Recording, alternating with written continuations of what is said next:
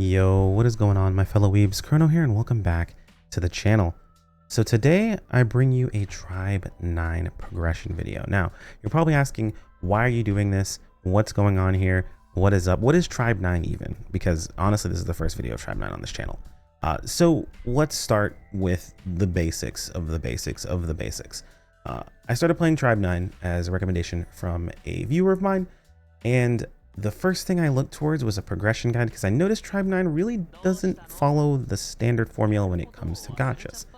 Realistically, Tribe 9 is like it's like a JRPG wrapped in a gacha. Like it's just the way that they maintain live service essentially is the way that it feels like in the situation without paying for a subscription essentially. Your misgivings about that are totally understandable. It is what it is, but that's not what we're here to talk about. So it doesn't really follow the usual stuff. So I was looking for some information. I found that there was a lot of really great info on Tribe 9, but nothing that covered this specific topic. So I thought, you know what? As we figured it out on stream, once I'm done and I understand it, I go through here with you guys today. I'm going to warn, I yap a lot. I can't help it. It's something that I do. And there's a lot to go over here. So this video is probably going to be pretty long.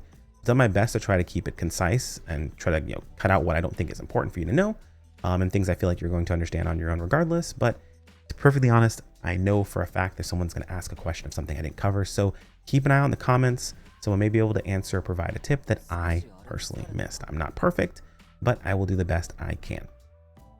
So you have started Tribe 9 primarily because maybe you saw the fact that the chapter 3 update is coming out in like 2 days because I'm late to everything. Maybe you saw a character that you like I did when I saw Kazu. Who knows the reason you started playing Tribe 9, but you're here. Where do we start? What are we doing? So my first recommendation as far as what you should be working on and what you should be doing, and people are going to talk about this, of course, is rerolling. It's a very common thing that happens in gachas. You reroll for your first character to find out or to get yourself set up on the right track. Get yourself early, get yourself in and get what you want. That way you can enjoy the game itself. I personally find that if I didn't get the character that I want to play, it really hampers my enjoyment of a game. So if there's a character you want, it does not matter what that character does, how good or bad that character is. If there's a character you like, I highly recommend going after that character with whatever way you need to. Now, what you can do as far as rerolling in this game, if you've ever been used to rerolling in gachas, you don't have to create multiple accounts. You can literally just push forward to the first time they have you synchro summon something. You do the synchro, you get your mail, you grab all of the free resources that they give you for starting the process up, and you start your summons. Now, getting through the very beginning, it's very, very quick. I mean, technically you could skip it and be done with it in like 30 seconds to a minute probably, outside of like just having to walk around. But if you watch the story, it's like maybe like 5-10 minutes. I'd recommend watching it the first time around and then, of course, going through and skipping for all the times afterwards. Like I said, it's very straightforward when you get to the actual rerolling. Now, rerolling strategies. What do I recommend you do when it comes to rerolls? Personally, for me, I wanted to play Kazu. That's the only character I cared about. So I immediately pulled for Kazu. However, there was another character I wanted from the standard banner, and I would highly recommend if you're in this position where you care about the premium character and you're first starting, do not reroll for the premium character. The thing about the premium character banner is there is eventually a guarantee. There is no guarantee you get the character you want on the standard banner. The unfortunate truth of the matter is that Tribe 9 has no beginner banner. Tribe 9 has no selector. You don't get to pick what you get from the standard banner. What you get is what you get. So if there's a character from the standard banner that you care about, that is what I would recommend rerolling for first. Even if it's not the character you want to play, I would highly recommend rerolling for that character. The reason for it is I got extraordinarily lucky on my pulls for Kazu. Perfectly honest, my luck is either extremely amazing in games or it's super terrible. There's no in between. In this case, it was really good. I got Kazu in 20 pulls. I got his tension card in 30, and I was done. I didn't pull any more. I didn't pull anything else. I literally have all the gems I got saved up just from going through the story and playing the story organically. I bought some gems that way I could purchase the premium, or not the premium, the battle pass, as well as the monthly thing that they have, just because that's what I usually do with gachas. And then that's kind of like my extent of what I usually spend. I don't wail on gachas outside of that. That's pretty much all I really spend on those. So I did get some, but other than that, that's all just from the story and things like that. However, realistically speaking, I wanted a Noki for my team. I wanted to use her as an ult buster, essentially, but basically have her just pop her ult every once in a while, just do a ton of single target damage. I lucked out and I got her. It took me all the way to 80 pulls and I got her. It's a 25% chance. There's no guarantee I would have gotten her. I could have gotten any of these 4 characters. And if I did, I'd be kind of up shit's creek without a paddle, to be perfectly honest. I wouldn't be able to get the character I want without spending the extra summons. And to be perfectly honest, there's no guarantee that I get this character. I could get 4 of this character until I get up to 300 and then finally get a chance to select. So if there's a character you want from the standard banner, reroll for the standard banner character. And if you do want a character from the premium banner, save them for afterwards. However, if you only care about the premium banner character, you don't care about anything else, and you're like, whatever, what I get was what I get, and I'll work with it, just roll for the character that you want. And that's it. And again, rerolling super simple. Once you've gotten your rolls, if you didn't get what you want, go back to title screen, click on the little, there's like a little gear you can click on in the corner, and you can literally choose delete account, and that's it. You're done. And that's pretty much it when it comes to rerolling. So next, we're going to go over map progression and character progression. So I'll start with character progression because this first one is actually pretty important since this is something that's very, very different in Tribe 9 versus other games. This is part of what makes Tribe 9 so heavily just what feels like just a JRPG or just an RPG in general, right?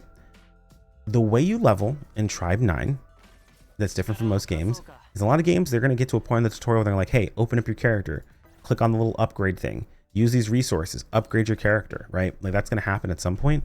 That is not the case in Tribe 9. In Tribe 9, most of your experience is going to come from battling enemies in the overworld. And the reason for that is because using these items is kind of a scam. I haven't used any of them. As you can see, this is what I have over my entire time playing. Haven't, I think I used like maybe a few with Kazu, like maybe to get him like level 10 or something like that. But outside of that, like nothing essentially, right? And you can see if I was like trying to push Kazu all the way up to level 50, it would take me all of these that I've gathered over my time playing just to get him to 50. It's not worth it because it costs you money. It costs you these resources. The reason that it mostly is because it costs you money. The resources are kind of whatever. It depends on how many of these you get over time. Like you're going to build them up, so it's not the biggest deal, but it's mostly because it costs this money, and the money is used for like so many other things, upgrading your characters and everything else. I would not waste it here. So just level your characters organically as you're going through the story. You're going to hit level caps anyway, so you're going to have to level up multiple sets of characters. But do not use any of these materials to level your characters. It is not worth it. I mean, you can do whatever you want at the end of the day, but as far as like value, it's just not there. Some people are going to do it for new characters as they try to get them caught up, but I wouldn't recommend it. To be perfectly honest, you can literally just take one character you have leveled up, slap on a few characters that might be under leveled, run through some battles, and they'll start to catch up pretty freaking quickly. The next thing is, now I'm going to explain how these level caps will work in a minute, but I'm going to explain what you're going to do in these level cap situations really quick here since we're talking about leveling. You're going to hit a point where you're going to hit level caps as part of the story. When that happens, swap your characters out for other characters to level. Tribe 9 is a bit different in a sense where you don't need multiple teams for your end game, but you do want to have a leveled roster. The reason for it is because when you level your characters, eventually you're going to unlock this potential system where you're able to increase your character's ranks, and you can put points into like different stats and things like that. While that does help from a combat perspective, each of them also has an XP effect. XP is kind of like the PvP mode almost in a sense of this game, where you're going to be playing up against other players' teams in XP, and you're not really like playing. It's kind of like just an auto thing or whatever that happens based on your teams and some probability. But realistically speaking, the better your roster is leveled and the more points you have in the right locations, the better time you're going to have with XP. Through the story, it's very formulaic. You have characters that are given to you that are leveled already, and you have like story-based interactions that you have with this. But outside of that, like in the regular XP mode that you're going to get towards that end game, you're going to need to have characters leveled. So as you're going through the story, you're going to hit level caps, leave your main character on, keep using them even if they're capped. I mean, you can swap them out if you really want to. I don't like doing that. It's up to you, realistically speaking, but leave them leveled, leave them on, and then swap in other characters. And then you can use your main character to basically carry them while they're gaining experience. So just keep that in mind as you're going through the leveling process when it comes to it.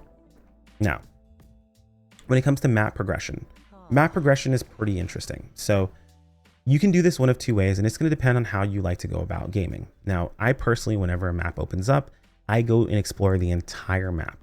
Part of it is because I want to complete as many side quests as possible, because completing side quests, funny enough, actually, I think I should have left this open, sorry.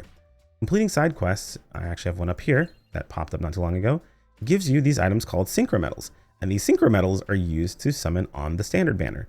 So completing side quests is very, very useful, not only for, completing stamp challenges and things of that sort, which we'll talk about here in just a moment, and getting you resources, but it also gets you synchro summons for every single side quest you complete. So you definitely want to complete those and get those synchros. You're able to go ahead and summon on the standard banner without using your premium currency, because that's the way you should realistically be going at the standard banner. So that's important. But like I mentioned earlier, it depends on the individual and how you want to go about this. Now, I usually like to explore the map, pick up everything for that specific reason. However, you can be someone who just pushes the story until you hit a roadblock or a stopping point, until you have to stop and then go back. Either way, whichever time you decide to do it, explore the entire map that you have access to, that you can see. Because there'll be times where you can go to parts of the map that you can't see.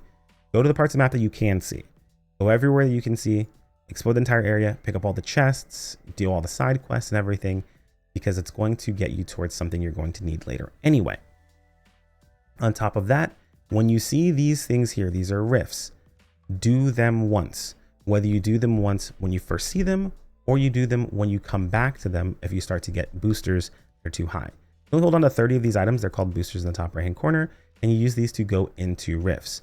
Rifts give you materials that you use on ranking up your characters. So you are going to need to do these eventually at some point, and of course at higher levels you get more rewards. So you can kind of balance it out how you want to on your end. If you need more stamps, go in and do a rift, because completing a rift is going to get you a stamp, which is going to allow you to level your characters, which I haven't gotten into stamps yet. So it's going to go ahead and transition into the stamps. Basically, do this, whether you do it at the very beginning or you do it later, it's realistically up to you.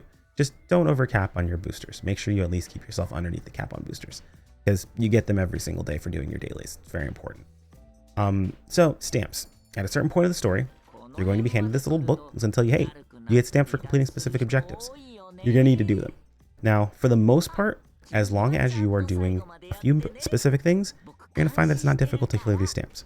Going through the story is going to clear stamps. Completing each rift one time is going to give you a stamp. Completing boss fights, something that's going to happen too. You can do it early on. You can choose to do it later when they're higher level. You have access to higher levels, so better materials. But you need to complete each boss fight 5 times. There's 2 of these. There's one here and there's one on the other side. I'm not going to go ahead and show it, so in case you guys don't want spoilers. But there's one here and there's one on the opposite side of the map. Complete them 5 times to get a stamp. Very important to go ahead and get taken care of. Up to you when you decide to do that process. But realistically speaking, if you were simply exploring the map, doing the side quests, running each rift once, and running the bosses 5 times, you're not going to get stuck anywhere specifically, as long as you are paying attention to the overworld. Pick up graffiti. That's something that you're going to get a quest for. They're going to talk to you about. Make sure you keep an eye out for graffiti to go ahead and grab them. They're collectibles. They're not too difficult. Always use a guide if you really want to. But to be honest, I collected most of my graffiti without actually looking at a guide. So I never really needed to stop to look at a guide. It's not like I'm better than you. It's very, very obvious. So just grab them when you see them and you'll be perfectly fine to go ahead and go through the game itself. And as long as you're doing that, you're not going to run into any stopping points as far as your map goes. Just complete the story, do your side quests, do your rifts, and then fight your bosses, and you'll be mostly set when it comes down to stamps. Now, what about your characters? So as you're going through, like I mentioned, you're going to level your characters, and that's perfectly fine. But at a certain point, you're going to unlock the potential system. You're going to want to rank up your characters. Now, I highly recommend just focus on your main character. Just rank him up as much as you possibly can. The resources are worth it. Get them ranked up. Now, you can alternatively also rank up your other characters you have here. Don't have to have them on the same rank, but just putting the resources in, you're going to want to do it anyway because you want to have a very diverse roster. So it's not a waste of resources to do this process. Go ahead and get it done, but don't put a lot of time into doing this specifically. Just getting these ranks are going to help out that we can put the points into the individual passives. That way you're able to go ahead and make sure your character is doing enough damage to push through the story at a pretty reasonable pace overall. Next are Padamons. Padamons are your gear.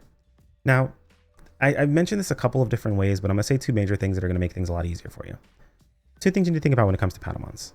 1, if you happen to find a Padamon that has decent substat rolls you like, for example, let's say you come across something that has, like, let's say a trait that you're using with crit rate and crit damage multiplier, keep that Padamon. Lock it, hold on to it, even if you're not going to use it, right? Even if it's low rank and you've gotten past it in ranks and you got, a better ranked Padamon, keep it.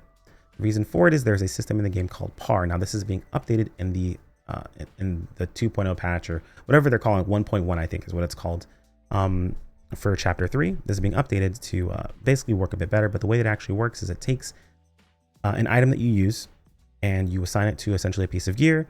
And then you have, for a specific amount of battles, a better chance at getting those substats that are on the piece of gear you assigned it to on a newer piece of gear that's going to drop. So it's very common to take, gear that has good substats for you and equip that, use the par system, and then go farm out your better gear and higher tier stuff, which we'll talk about a little bit later as well.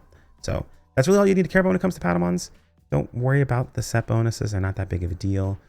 Some decent substats are nice, but you don't need to kill yourself over finding the exact substats you want. Just upgrade as the tier goes on and you'll be perfectly fine. It's actually pretty good to upgrade as the tier goes on because one of the stamps that you need to complete is going to ask you to do battles with allies that have a certain amount of stats. So you're going to want to make sure you're increasing your stats as time goes on. It makes it a lot easier for you. And we'll talk about how you can increase the stats for that final stamp that you're going to need to collect anyway. And that's you're going to do for all of your characters. Just all the characters you're playing, slap some stuff on them. Not the end of the world. Again, set bonuses are not that big of a deal. Like this one's not even really helping. I would actually probably go with attack personally with Yo because I have him healing, basically off healing for my team while I have shielding going up. And his healing is based on his damage. So this doesn't really matter all that much. Either way, that's pretty much it when it comes to Padamons. There's more to it than that. It's very, very basic, very surface level, but you don't need to go that hard into them. Next, we're going to go ahead and talk about tension cards. Now, tension cards can be very, very complicated. I'm going to simplify them as much as possible since you're just going through the game early on. Tension cards have mechanics. These mechanics are denoted by these symbols. This symbol here is unity. You see kingship.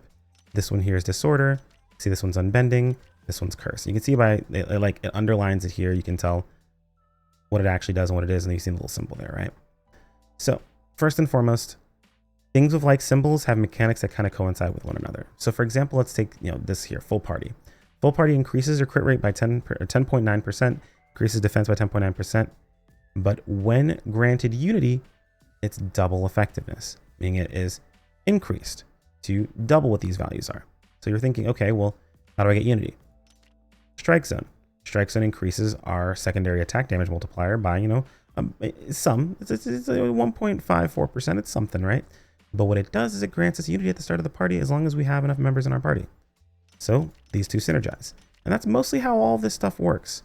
If they share the same, the same category, they're going to synergize in some way that's going to help you out. So easy thing to do is if you see something that you like, an effect that you enjoy, you want to kind of work with, look for things that also have that same symbol to go ahead and help with that effect, right? Like this has kingship, this has kingship. These can be very useful. So I leveled them while I was going through the story and messing with them to assist with what's going on.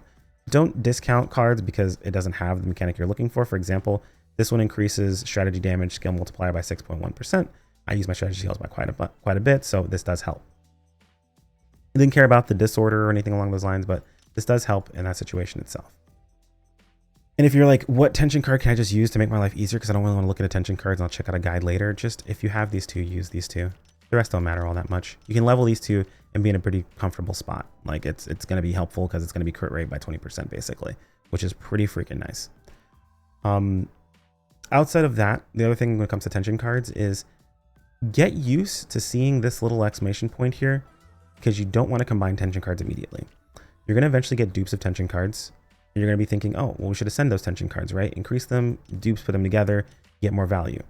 Don't do that immediately. The reason for that is eventually you're going to get to a point where you're going to notice that you can farm tension cards from the overworld. Certain tension cards will drop in the overworld. You're going to want to be able to convert certain tension cards for currency. Its currency is important. You're able to purchase things like other tension cards, sometimes rolls and things of that sort. But if we go into convert, I'm going to show you two tension cards. This one here is Ascension Stage 1, meaning I haven't added any dupes into it. And when I go to convert it, it's 20 convert material. Pretty solid, right? What about this one here? We've clicked it. We're up to 40, right? 20 more. Notice that this is Ascension Stage 2. That means that I put another dupe into this one. But just because I put a dupe in doesn't mean it actually counts when I go to convert it. So don't just ascend things if you're not sure you're going to use it or not. You're going to use them or you're like collecting everything and you're that type of person that's like, I want to collect one of everything and max ascend everything I possibly can. That's fine. Go for it. But if you're not sure, if you're planning on keeping those tension cards, hold on to them. Do not just slam them all together. It's a mistake that I made. You don't have to make that mistake itself. Some people are like, oh, it's fine. Just slam them together. And then of course you can farm more, which you're absolutely right. You can. But if you get a bunch of attention card you don't need, and you could have just converted all of them, instead of having them slammed together, you have 2 5s instead of, like, 10 tension cards. It's a pretty big difference. So just get used to seeing that up there. Don't let it bait you. I know for me, it's like, oh, dude, I gotta click the exclamation points. It kills me. Don't let it bait you that way. All right, so we have our tension cards set. We've leveled our characters up and gone through the story. We've collected our stamps. What do we do now?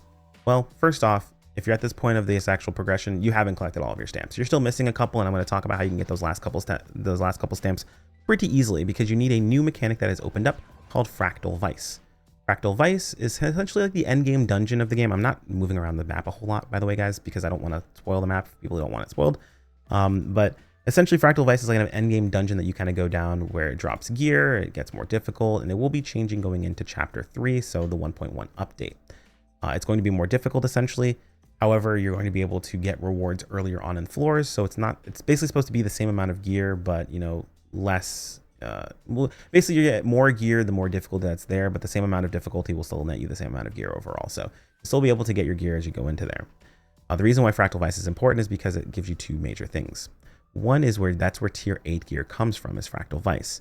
Tier 8 gear is going to give you the stats that you need to push your characters up high enough to be able to complete the stamp that's asking you to do a bunch of battles with a certain stat line.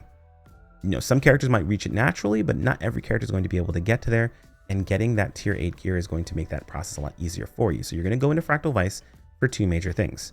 One is to pick up some of that tier 8 gear and just slap it on your characters to make sure they're above that value. I think it's like 325, don't quote me on that.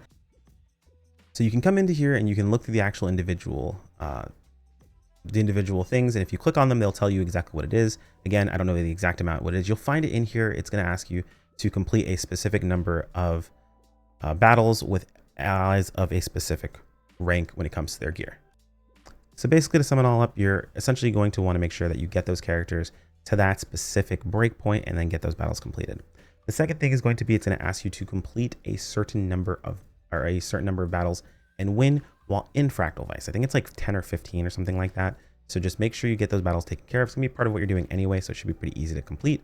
And at that point, if you've done everything else, you likely are at, if not like maybe 1 off of the 86 stamps you need to unlock the final level, limit break, whatever you want to call it. I don't even know what I'm going to call it in this situation. Basically, you're at the point now where you have the ability to level your characters to 50, to max, essentially, of what it's going to be.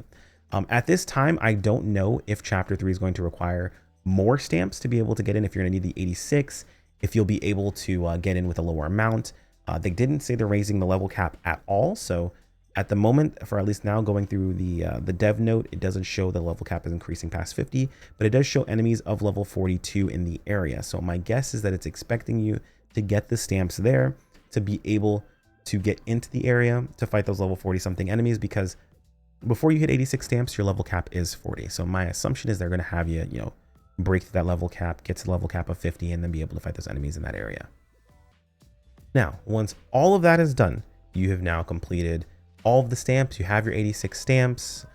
You've done all of your side quests. You've grabbed all the graffiti that you've seen. You're like, whoa, graffiti, what's that? Trust me, you'll come across it. They'll tell you about it. It's very simple. It's just some stuff you collect on the ground and on the walls and stuff like that. You'll notice it very, very simply. Again, if I don't touch on it specifically, it's because it's so incredibly straightforward. I expect you'll understand it, and I'm not going to insult your intelligence. But yeah, you'll grab your graffiti. You'll grab all this kinds of stuff. It's super dope. What do we do now, right? We have our tension cards we've leveled. We've completed all of our stamps. You can level up to level 50. What's going on? First off, if you want to level your characters to max, it's totally understandable. That's fine. There is great guides online. I will try to remember to leave link in the video description. If I don't, apologies. But they're great guides that other content creators have made for leveling, and I recommend you reference those guides. I'm not going to rehash other content just because I want you to watch my section of it or make this a longer video than it needs to be. Realistically, I want to make it shorter, but I'm yapping again. So let's go ahead and move on. So you get your characters leveled if you want to. I'd recommend pushing at the very minimum your team that you're using to rank 5. I pushed Kazu up to EX because I just like Kazu, dude. I wanted him to be as strong as possible. So push him up to EX, maybe push your main up to EX, that works, but I would at the very least recommend pushing your entire cast up, or not cast, but your entire team you're using up to rank 5. It gets you a good amount of potential to work with to put points in for your characters. What character should you use? Again, great guides online. If you have absolutely no idea, dude, Yo is great. Yo is awesome. He also provides damage. He provides some healing. He has probably one of the coolest looking parries in the entire game with this super sick flip. He's not super difficult to learn how to play. So yeah, like the main character is actually pretty good. He's pretty high up there on the tier list if you're into that sort of thing. But as far as that goes, outside of that, realistically, the next thing for you to do is going to be just farming out your Padamons. After you level up your characters, farm your Padamons. Remember earlier on where I said hold on to those specific pieces of gear that might have good, good traits that you really want to use. This is where you slap that gear on. You go ahead and use par to be able to, try to get other pieces of gear with those substats. And you go into Fractal Vice and you try to get that gear, that tier 8 gear that has substats you're looking for. And that's pretty much going to be your end game role. You're going to be farming that as much as possible. Some notes of things I didn't really go over too insanely because, again, some of these things are going to be changing. Others are going to be going away. But we have things like this event that we have been doing. I'm not sure if they're going to keep it going into chapter 3. So keep in mind it might not be here. But this event allows you to spend your boosters as part of the event more efficiently. You can use multiple boosters by just completing like one of the mini games here, taking the currency you get from doing that, and then purchasing the items that you would get from doing the rifts. Still do every rift once, but if this is here still, and the rifts are still kind of insufferable to run, because I'm not sure how many they're going to allow you to do, right? Like they show that it's going to have a drop down for you to do multiple rifts. To be perfectly honest, you're able to use 2 boosters per completing one of these mini games. The mini game takes maybe like a minute to 2 minutes overall to complete. And it's just honestly less annoying than going through a rift, killing a boss, doubling back, going to the same rift, killing a boss, doubling back, going to the same rift, killing a boss. And you can just get through it much, much faster, much more efficiently. If this exists, I would recommend doing it this way. If there's a different one that exists, it might be better for you to do it as well. Rifts might not be terrible after this, so just keep that in mind. But realistically, you're going to be doing this to upgrade your character's ranks like I mentioned earlier, so just go ahead and get that done. If there is an event story that's available, knock out the event story. It's going to be very useful for you, so I'd also recommend getting that taken care of too. Don't have to watch it if you don't want to, but I think they're actually pretty good, so I would take the time to watch those event stories. And that's more or less it when it comes to Tribe 9. Afterwards, you're just going to be going for completions of Fractal Vice, farming out your gear, getting the better Padamons you can get, getting your characters upgraded if that's what you want to go ahead and do, and basically building out your team that you're going to be running, while also taking time, this is another big thing as well, to level the other characters on your teams. You want to make sure you're leveling characters, and I think I might have skipped over this in the leveling section, so oops, I may have an annotation in there. But you're going to hit points where you're level capped. You're going to want to level the rest of your team, the rest of your roster. You only need one team, realistically speaking. You don't want to level the rest of your roster for an endgame thing called XB. XB requires you to use all of your roster, basically, or most of your roster. And your XP stats are based on these, these potential items you put in here, right? So these are actually XP stats. For example, this gives me more likely to activate super plays related to batting, pitching, bouts when in offense. This one is more likely to catch bouts when in defense. This one is base running, passing. It's different things in XB. And if you're like, what's XB? What is that all about? XB essentially is kind of like their PvP mode that they have in the game, where you essentially put your team up against other teams online, while their stats are passive against your stats. It's a little bit RNG heavy. It's nothing too crazy where you have to like actually fight someone. But it's kind of like the competitive mode that they have back and forth. So you are going to want to level up the rest of your roster. You can do this as you're going through the story. Again, I probably didn't mention it during that portion of it. Apologies. You can do this as you're going through the story and you hit level caps. Just keep your main character on, slot into other characters, level them up as well as you're going along. But especially once you hit endgame, you're going to want to take some time, use some food items. Again, there's great guides talking about how you should be leveling. Use those guides, level up your characters, and get them set up for XB. That way you can get those extra sick rewards. And that's it. I don't think this video was any shorter than I've made it previously. I've been trying to keep everything concise as much as I possibly could. I still feel like there might be some things that I'm missing, so please feel free to mention them in the comments below if there's any specific tips you came across, or just outright maybe something that I said that was incorrect. By all means, as long as we're being courteous to one another, I'm not above reproach, nor am I above making a mistake. So either way, hopefully this helps for those of you guys who are getting into Tribe 9. It's a wonderful, fun game. It's not without its faults. However, the dev team does seem very dedicated to listening to its player base and actually taking up the criticisms that are brought to their attention and making changes for the better of all the players involved. Either way, let me know what characters you guys are playing, what you guys are enjoying. what tips you guys are using that maybe I don't know about and love to implement in my daily life cycle in Tribe 9. Either way, take care, my friends. Peace out.